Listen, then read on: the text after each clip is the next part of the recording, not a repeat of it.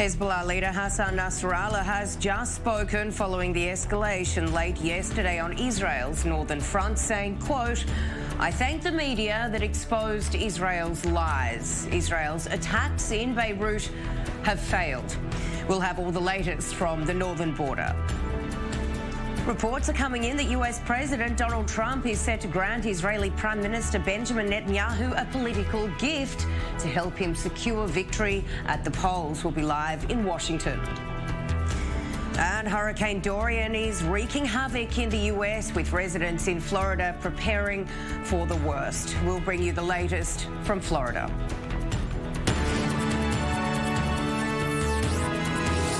Hello, I'm Sarah Coates. Thanks for joining me.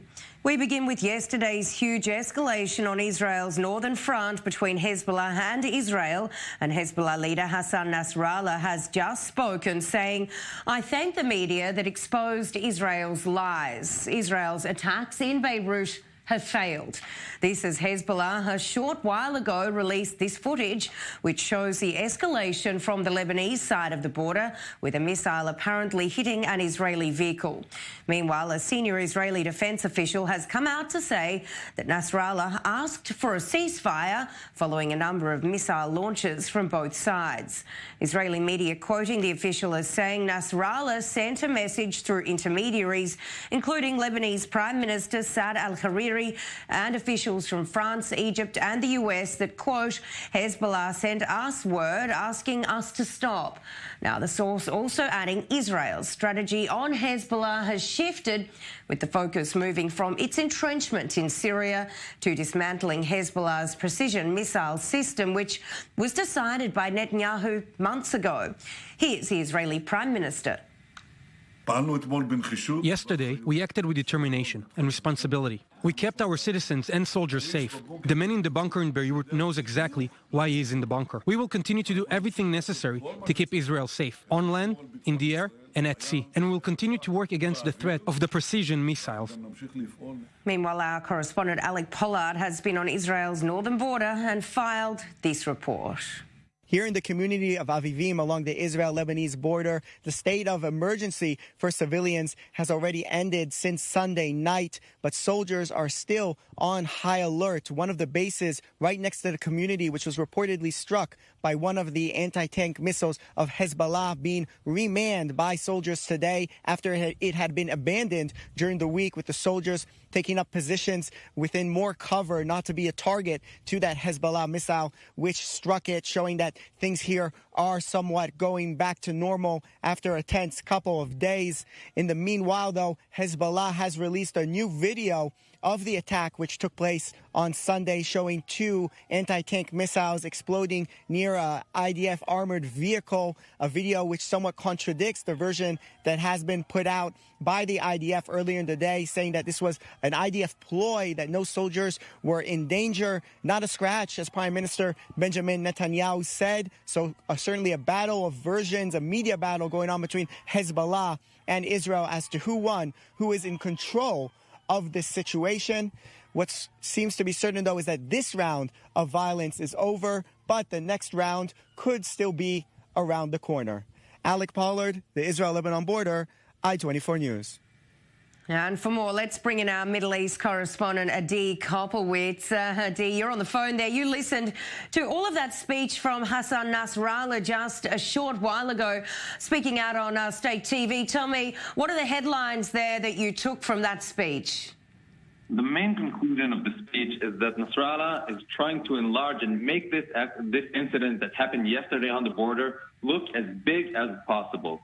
As we remember, just a few days ago, Nasrallah has committed to avenge the death of two Hezbollah martyrs, and there were no casualties to Israel. Therefore, he is committed to showing off and to showing that Hezbollah indeed achieved what it aimed for. And therefore, the main point that we see in this speech is that Nasrallah is trying to show the Israelis that he's the strong one and that he is the one who sets the rules of the game from now on. Now, he's saying to the Israelis that this date, the 1st of September, will be a date remembered, because this is the date where the rules of the game between Hezbollah and Israel have changed, since from now on there are no more red lines for Hezbollah.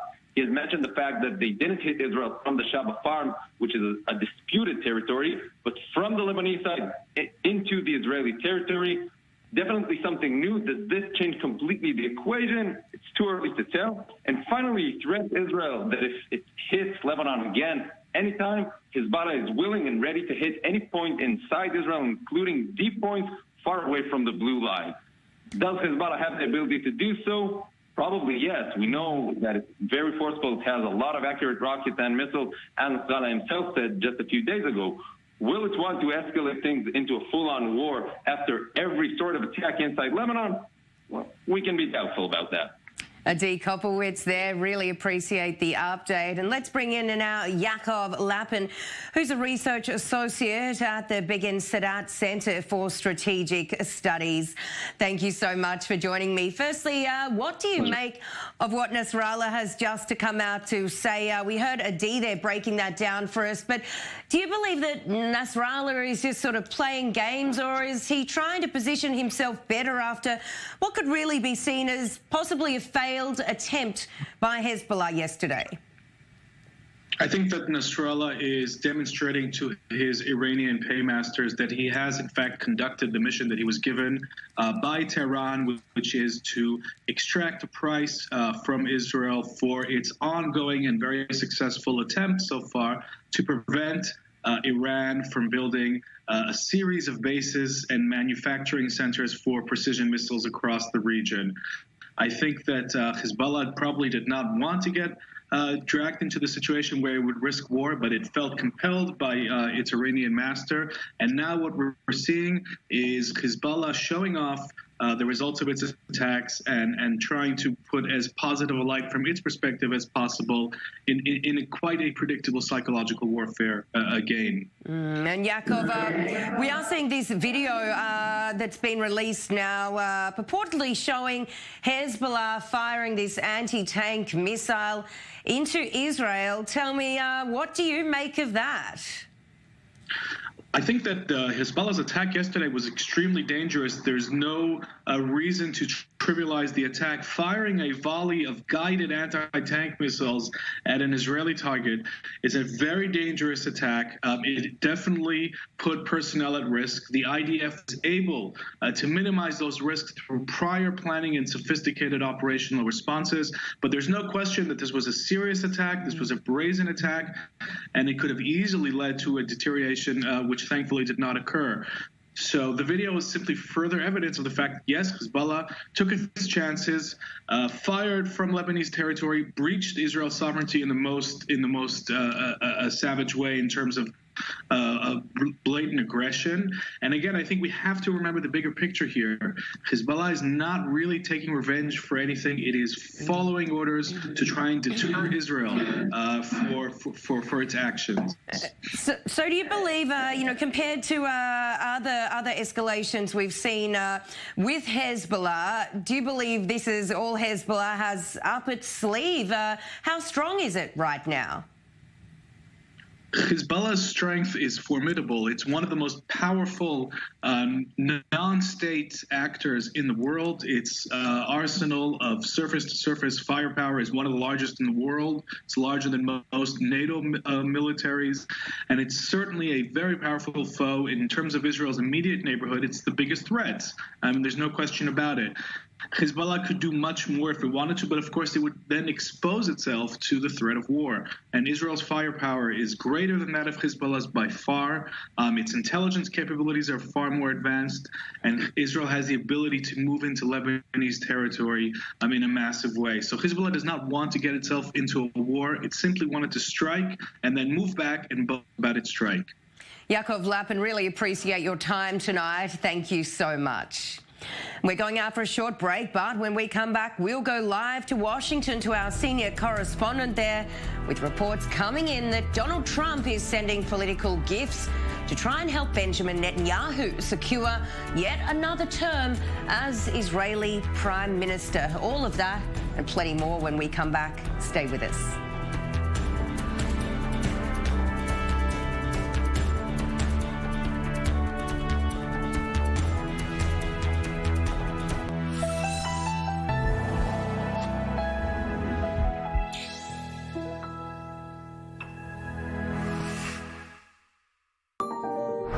From the deeply personal to the universally shared. From the local story to the global picture. From the politics shaping our world to the people most affected by them. High Definition will take you on a journey that will spark your curiosity and speak to your heart, combining in-depth interviews, original reporting, and riveting storytelling with the fascinating world of documentaries. Our world is moving so fast. The internet, social media, blogger spin, and opinion. Where do you turn for the real story? The latest information, expert analysis, and a fresh perspective on the trending news of the day. I'm Derek Dennis. Give me 30 minutes. Take 30. Only on I-24 News. News 24 is a Spanish-language weekly news magazine on I-24 News, presented by respected journalists Carlos Gurovich and Damian Pachter, bringing you news and analysis of the most important issues of the Middle East and Israel, with the added perspective of the impact on the Spanish-speaking world. News 24, only on I-24 News. I'm Nurit Ben. And I'm Kalev Ben David. Join us right here on The Rundown for the global headlines defining the day. Plus in-depth interviews and debates that take you inside the Middle East. To the stories born out of this region and the massive impact they have all the way to Washington.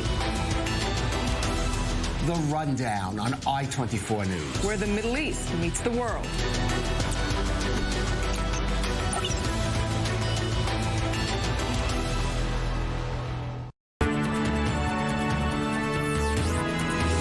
Thanks for staying with us. We're just days out from the general elections here in Israel, slated for September 17. And it's understood there have been intensive talks between Israeli Prime Minister Benjamin Netanyahu and close aides of US President Donald Trump, with reports that Trump is set to grant Netanyahu a political gift to help him secure victory at the polls. And for more on this story, let's bring in our senior Washington correspondent, Dan Raviv, who is standing by in D.C. Dan, thank you so much for joining me. Firstly, tell me, what could this security political gift be? And by gifting Netanyahu something so close to the election, tell me, does this show that Trump may be using Netanyahu for his own political gain? Let me take up that second point first, if I may. There's the possibility, you might think, that if Benjamin Netanyahu is reelected in Israel, that's good for Trump. How could that be? Well, they have a lot of political interests in common, and even I can think of one major political contributor. I think of Sheldon Adelson, who's a Las Vegas casino mogul. He owns a newspaper in Israel. Adelson is obviously pro-Netanyahu, and he's a major contributor to Trump and to the Republican Party. In addition, Trump is usually comfortable with foreign leaders whom he knows. He considers Netanyahu a friend. Now, what is it that Netanyahu could do? This is leaking out mostly from the Israeli side, that there have been talks, some have said intensive talks, about what the American administration could say or do. One possibility is President Trump declaring, I intend to work with Israel, which means Netanyahu, on a defense agreement, that if Israel gets into trouble, the United States will always stand by Israel's side. That would be considered, of course, a gift in the sense of dramatizing that Netanyahu is so close to the biggest superpower on earth. Sarah? And Dan, you mentioned a lot of these reports are in fact coming out of Israel. Tell me, what are you hearing there in Washington? Are you hearing there may actually be a gift of this sort aimed at Netanyahu? Well, yes, but maybe not what everybody's thinking, and maybe you can't have a defense accord before September 17th, barely 2 weeks to go. But what if the president just makes a statement that he intends to offer that to Israel, or the president decides to underline his great friendship with Israel? As we know, President Trump recognized Jerusalem as Israel's capital, moved the U.S. embassy. Then during the first election campaign this year in Israel, during that campaign, President Trump recognized Israeli sovereignty over the Golan Heights. So we hear here in Washington that something is up. There have been talks, but nothing is yet set in stone. But there have been talks about doing something, Sarah. Dan Raviv there in Washington, D.C. Always a pleasure. Thank you. Let's go now to another developing story, and Israeli Channel 13 has just aired a recording of Prime Minister Netanyahu showing him allegedly trying to manipulate the telecommunications market. Now, the recording is believed to be from late 2017, with Netanyahu yelling at the then communications minister over news licensing agreements. And for more on this, let's bring in our diplomatic correspondent, Eli Hockenberg. Eli, give us a bit of a rundown about these new developments. Yes, indeed, Sarah. Bombshell recordings this evening revealing Netanyahu for the first time in his own voice trying to intervene in what's going on in the Israeli media market. Let me just remind you that 2 out of 3 of the corruption cases the Prime Minister is facing dealing with his relationship with different media outlets or owners of media outlets in Israel. And another element here that was somewhat exposed, you know, Netanyahu is a very contained, very calm politician. You don't see him twitch much, but this time around it appears that he was losing his temper quite a bit. And also perhaps a side note on the trustworthy relationships in politics, not just here in Israel, but throughout the world. Again, even close alliances such as the one Netanyahu had with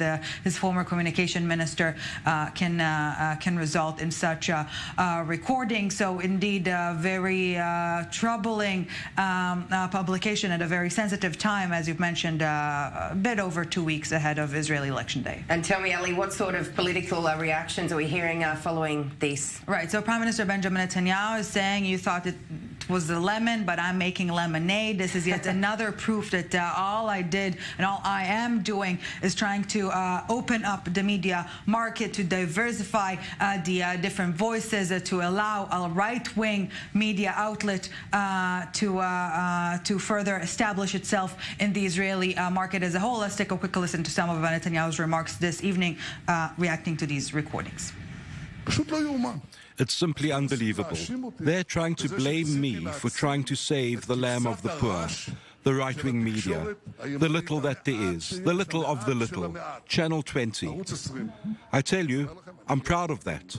I should get a medal for it. But Sarah, 2 weeks ahead of the elections, Netanyahu's political opponents, of course, are trying to make political gains out of it as well. Netanyahu's main opponent, the Blue and White Party leader Benny Gantz, is saying that this is definitely evidence for Netanyahu losing his temper, losing all restraint and control. Thinks that ministers and government institutions are tools in his private playground. There is only one antidote to domination, replacing Netanyahu's rule. And we're already hearing other politicians from the left of the political map calling on the Attorney General to launch a new investigation into the matter, Sarah. And Ellie, this is really all part of a greater battle, isn't it, between Netanyahu and the Israeli media? Right. Netanyahu has long been dubbing Israeli media as leftist, trying to get him to topple his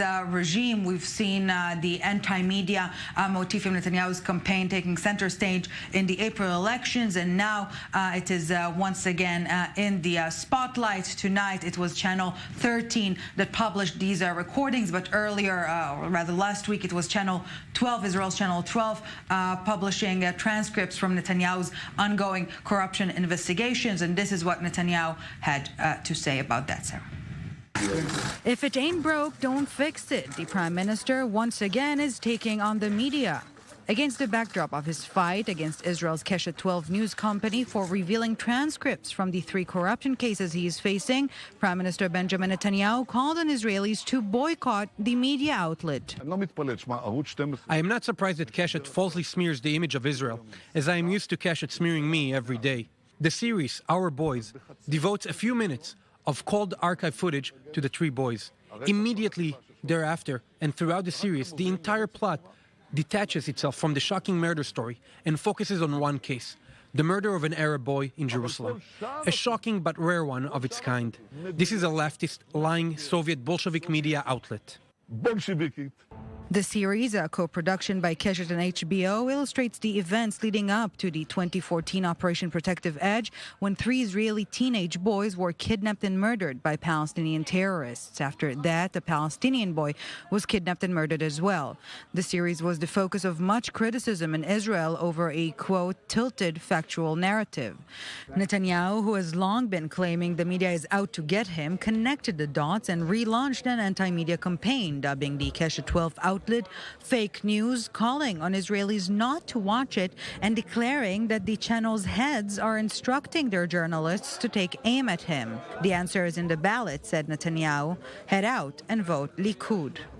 And this, perhaps, is the story in a nutshell. For many Likud party supporters and other right-wingers, the so-called leftist media is a far greater enemy than any political party. And for the greater public, the focus has shifted from the corruption cases into the credibility of journalists. And as Election Day nears, Netanyahu has no intention of abandoning a tried and trusted strategy. And Ellie Hockenberg, thank you so much for bringing us that report.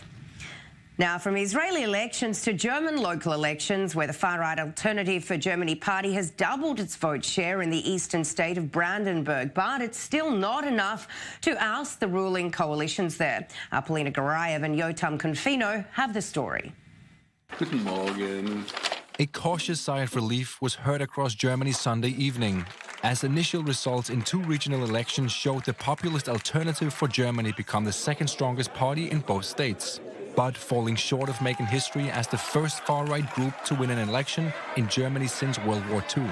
Earlier polls suggested that the AfD might finish first in the former East German state of Brandenburg, but in the end, the Social Democrats that ran the state since 1990 still managed to come out on top by less than 3%. In Saxony, a far-right stronghold in East Germany, Angela Merkel's Conservative Party remained the largest party, but saw its share of the voters shrink while the AfD's share increased by nearly 18% compared to the 2014 elections. We made it. It is a message sent tonight by Saxony. A large majority wants something positive. The happy Saxony has won. Thank you all. I think we need to open people's eyes even more and show them that the established parties don't act in Germany's interest, but against it. We tried to make this clear in the election campaign. Apparently not enough. But with our opposition work, we'll show that there is a better alternative.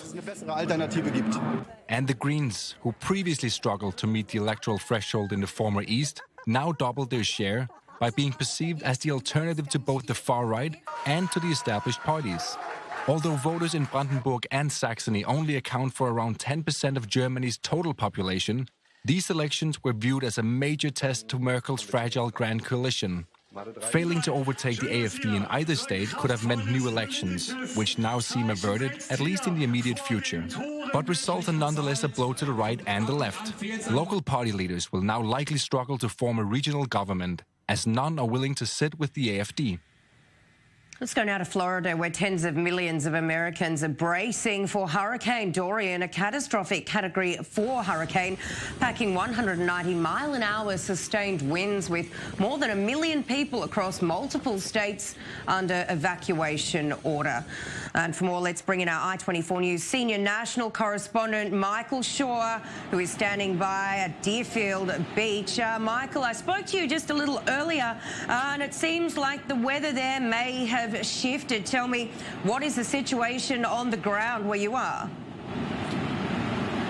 You know, Sarah, we had a couple of squalls here. There was some heavy rain and some wind, but still for the moment, this is a community and a state, really, that is waiting to see what Dorian's next move is. It isn't really forecast to come too close to Florida, maybe for another 12 hours, but they're expecting that overnight those sort of squalls and that kind of wet weather is going to continue. And the winds, like you mentioned, they were at as high as 190, really a record-breaking type of hurricane. And that's the damage that, those are the damaging winds that were over the Bahamas Bahamas. As it's moved a little bit, and remember, it's moving very slowly, it is slowed to 160. Now, slowing to 160 is a hard sentence to put together because that is still a Category 4 hurricane. It can do massive damage, and that's what they're bracing for here, following those models to see where they go up. They have Florida Power and Light putting together about 17,000 crews to help with the electricity here, but this goes not just into Florida, it goes into Georgia, South Carolina, North Carolina. There's a lot still to be done here as they wait for this storm to come, but for the moment it's almost business as usual as people are still out here surfing and swimming and being Floridians. But Michael, just fairly briefly, how prepared are people in like with their homes, etc.? Are people been raiding supermarket shelves and stocking up on fuel, getting sandbags ready? What's the situation there? Yes, Sarah, they have. I mean, you go to a lot of the markets and you'll see barren shelves. The other part of it also is gas, and what the governor of Florida, Ron DeSantis, has done is he's deployed a lot of his state troopers to escort fuel trucks down so that they're able to get their fuel to the stations with great speed. But yes, that's what you're seeing. They're really battening down the hatches in the very literal sense of the word, Sarah. Well, Michael, thank you for that update. Let's hope it doesn't reach land there. That is all we have time for this edition of I-24 News. I'm Sarah Coates. Thanks for watching.